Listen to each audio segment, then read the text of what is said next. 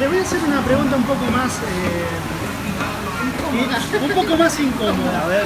Vamos al tema de las clases de tango. Ustedes, al momento de dar una clase de tango, ¿tienen algún método, una forma, una fórmula para enseñar? Es secreto. ¿Es secreto? Secreto del maestro. Todo depende. Hay muchas cosas que suceden en la clase de tango cuando uno sale afuera del país, sobre todo. Hay muchas peticiones de los organizadores. Entonces, a veces te piden cosas muy raras y a veces te piden que enseñes solo baile. Igual nosotros tratamos Te hago siempre... una pregunta. A ver. Te hago una pregunta. ¿A qué te referís cuando decís cosas raras y solo baile? Cosas muy específicas, digamos, llamémoslo herramientas, ¿no? En mi caso, yo tomo como herramientas para el baile lo que sea colgadas, volcadas, esas cosas, ¿no? Bien. Que muchas veces en la milonga no lo usamos. Cuando hay un ambiente muy milonguero, o sea, son cosas muy secundarias. Claro. Sin embargo, se siguen pidiendo un montón y bueno, hay que En las estar. clases privadas. En clases privadas también. Pero en una clase normal siempre apuntamos al baile, a que haya un lenguaje común, tanto acá en Corea como el mismo en Argentina, que la gente pueda aprender y bailar con cualquiera. Esa es la idea primero. Te vuelvo a insistir. A ver. ¿A qué llamás baile vos, ustedes, como pareja? ¿Cómo definen el baile o elementos extraños? El baile, para ustedes, ¿qué es? Cuando ven una pareja y dicen, esa pareja está bailando. ¿Qué es lo que ven ustedes dos en esa pareja? Yo tengo una palabra para eso, fluidez. Fluidez. Sí, que circule en la pista, que escuche la música, que no se enfoque solamente en los pasos, Claro. en la conexión con la pareja. Sí. Que aunque sea una clase grupal, Sí. que haya como una onda de milonga, que fluya. Por ejemplo, tenemos alumnos que, bueno, naturalmente empiezan aprendiendo los pasos y no hay fluidez, están haciendo los pasos y bueno, y la música está de fondo. Claro. Y nos damos cuenta que hacen el clic cuando empiezan a hacer los pasos con la música y se les ve en la cara que están disfrutando. Y la compañera también, viceversa, están fluyendo, hay una fluidez. Bien, entiendo. Les hago otra pregunta.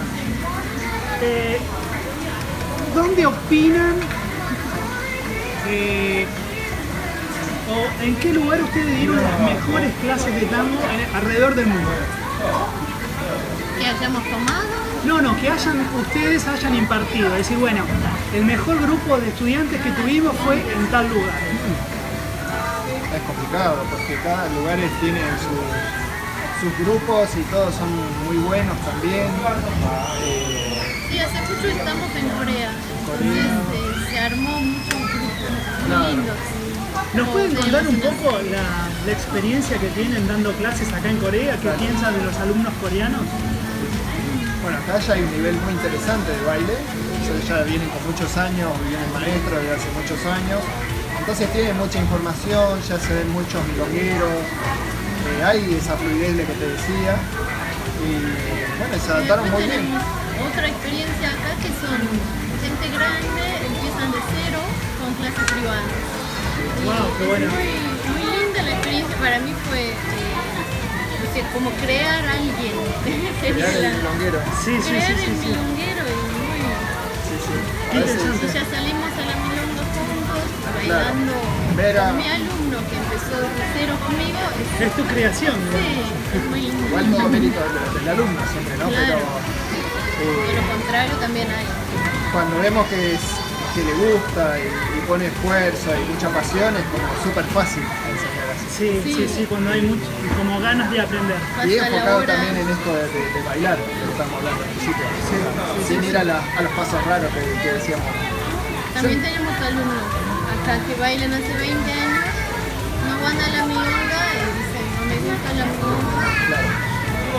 Y ya el principio está por alcanzar. ¿viste? Claro. Sí. Les hago una pregunta. Con respecto a este tema que hay personas que hace 20 años que bailan y no les gusta ir a la milonga o su nivel es siempre el mismo. ¿Esto tiene que ver a algo que haya hecho mal algún maestro? Para ustedes, ¿qué piensan que hacen mal los maestros de tango? Para mí es muy personal del alumno también. Sí. Depende mucho al ego, al quedarse mal. Justo hoy hablábamos de eso, que a los coreanos, generalmente no les gusta que no les salga algo perfecto. O sea, son muy exigentes. Están como en búsqueda de la perfección. Claro, eso pasa en las clases de ballet, de otro tipo de clases también. Quieren siempre estar bien, aprender y que no les salga bien. Muy complejo en ese sentido, porque no hay paso 1, paso 2, paso 3, paso 4 y ya bailás. Hay muchos niveles y cada uno depende del año en el que estés, vas mejorando y andando más. Y eso quizás se habrá complicado, imagino acá en el principio, para que sea más fluido la cosa. Y aprender el tango es como disfrutar de cada escalón. Algo que hayan hecho mal los profes, porque suponiendo que hayan hecho algo mal los profes, es no incitar a estos tipos de alumnos que nunca van a la milonga justamente a relajarse y que a animarlos a ir a la milonga.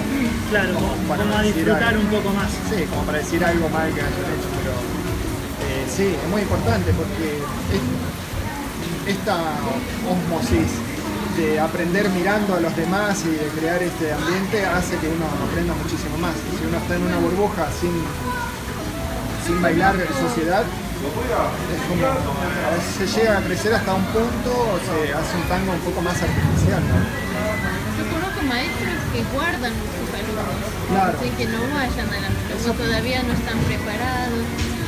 Puede ser bueno y puede ser. Quizás se debe un poco a la inseguridad del maestro con respecto a otros. Puede ser eso.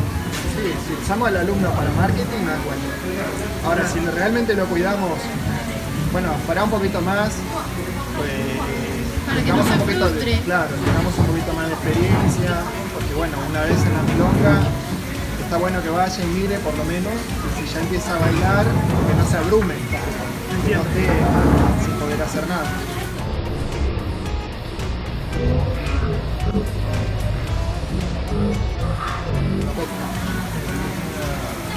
Cortalo si querés un toque, mi amor, porque estás un...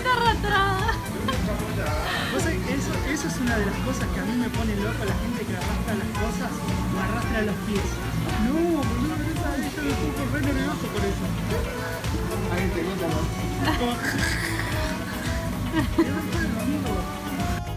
Dale. Bueno, continuamos, ya estamos a punto de culminar esta entrevista y les quería hacer un par de preguntitas más. Por ejemplo, ustedes, como bailarines que viven 6 meses afuera de Argentina, 6 meses adentro, 3 meses acá, 3 meses por allá, ¿qué piensan que deberían hacer el tango en Argentina para promocionarlo más dentro de Argentina y fuera, en el mundo? ¿Qué debería ser? Por ejemplo, digamos el Mundial de Tango, pongamos como un ejemplo.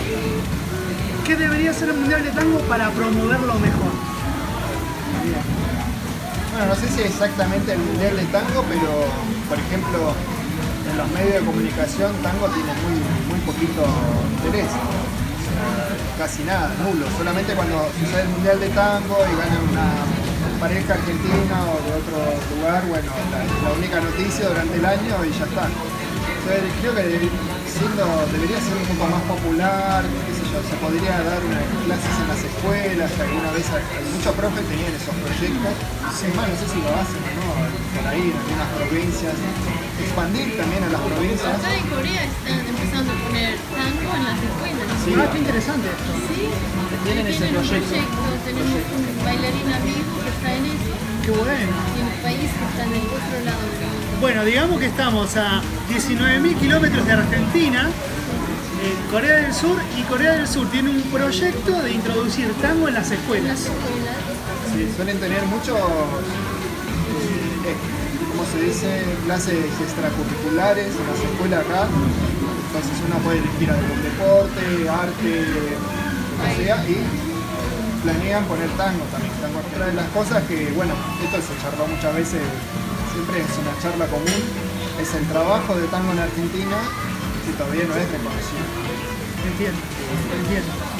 Ese tema es largo y sí, complicado. es un poco muy complicado, pero bueno, llamémosle, hay que blanquear el trabajo del tango, de los bailarines de tango en Argentina para que sea considerado un trabajador más.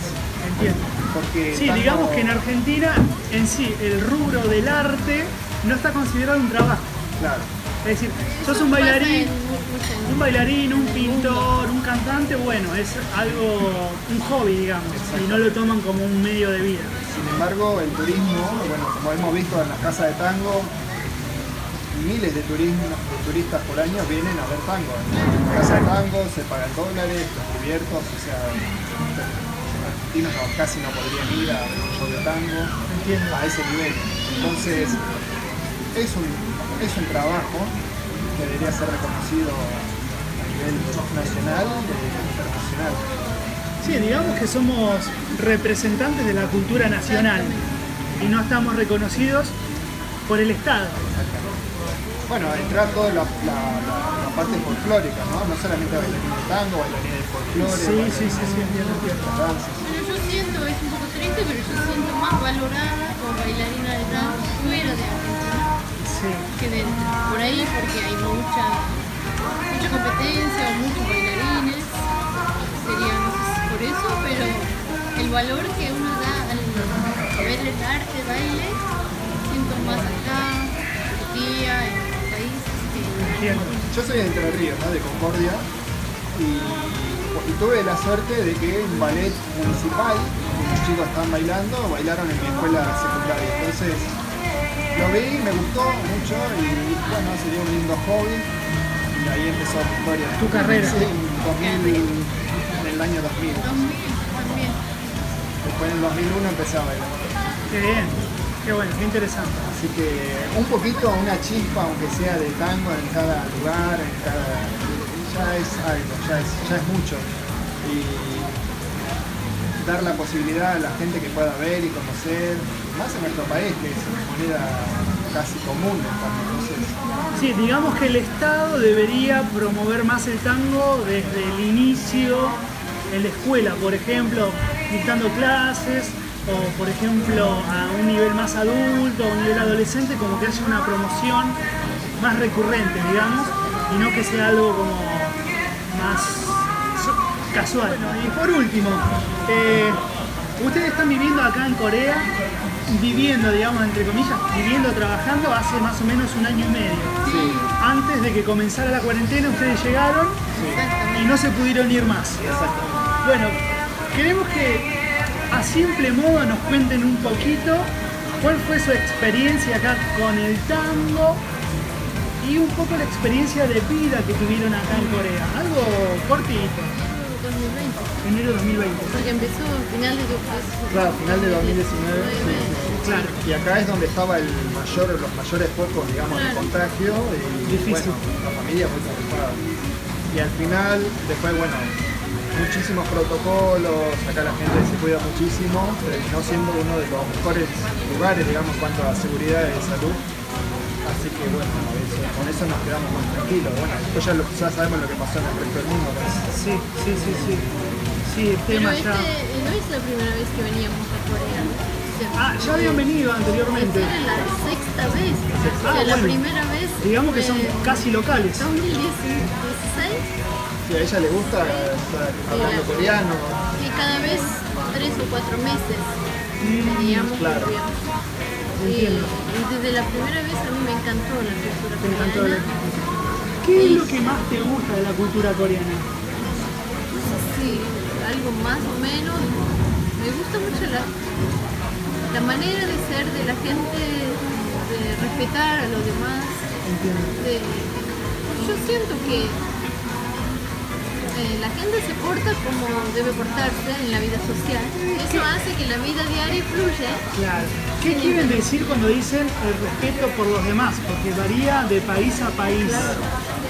Para ustedes, ¿cuáles son los puntos que el coreano sí tiene claro al momento de tratar con el otro? Por ejemplo. La manera de hablar cuando alguien se conoce, o sea, son súper formales desde el principio hasta que se van conociendo. Sí, puede ser un poco al extremo, porque es que yo estoy aprendiendo coreano, ya el idioma tiene tantos niveles de formalidad según con quién esté hablando uno. Entiendo. Entonces depende, y digo un poco extremo porque también depende del nivel social, depende cuánto gana la persona, o sea, la riqueza, la edad, la profesión, hombre y mujer, todo varía en la Lo único que te pueden robar algo son los pájaros que salen a comer. Yo voy a contar una secuencia que nos pasó con Yara, mi compañera, que ahora está justo filmando. Estábamos en el gimnasio, llevamos una botella de estas térmicas al gimnasio, y bueno, hicimos ejercicio. Que no era mía. Que ni siquiera era nuestra, nos habían prestado. La dejamos arriba del dispenser de agua, volvimos a la casa. Volvimos al segundo día, digamos 2 días después al gimnasio, y la botella seguía en el mismo lugar. Y para nosotros dijimos, wow, esto es increíble, pues realmente en Argentina no estamos acostumbrados de que haya ese nivel de respeto por los demás. En Argentina lamentablemente hay bastante inseguridad, pero bueno. Sí, es una de las cosas que uno primero mira cuando va a un país. Antes de que comer, ¿es seguro? ¿No nos va a pasar nada a la noche? Yo estoy tranquilo que ella puede ir de shopping, o sea, comprar algo en la ropa a las 12 de la noche y no va a pasar nada. Bueno chicos, les queremos agradecer por su disponibilidad, por su buena onda de siempre. Con ellos siempre compartimos, hemos hecho shows aquí en Corea y la pasamos genial. Siempre nos acompañan en los shows que hacemos en la Milonga, entonces bueno, le queremos agradecer y... ¿Vamos a tener que subir un videito? Vamos a mostrar unos segmentos del show que hicimos aquí en la sala de conciertos de Lotte, que nos fue conocimos increíble. bailando, se puede decir. Exacto. Llegaron pobres los chicos de cuarentena, salieron de la cuarentena y a bailar, Con jet lag. a show. A romper todo. A romper todo después de 2 semanas, pobres, entumecidos ahí sin poder bailar, pobrecitos. Bueno chicos, muchas gracias y les deseamos siempre lo mejor. Ay, yo me la jugaría y pondría pero tiene que ser algo de chino. Pero claro, ya sí, ¿ves? Eso.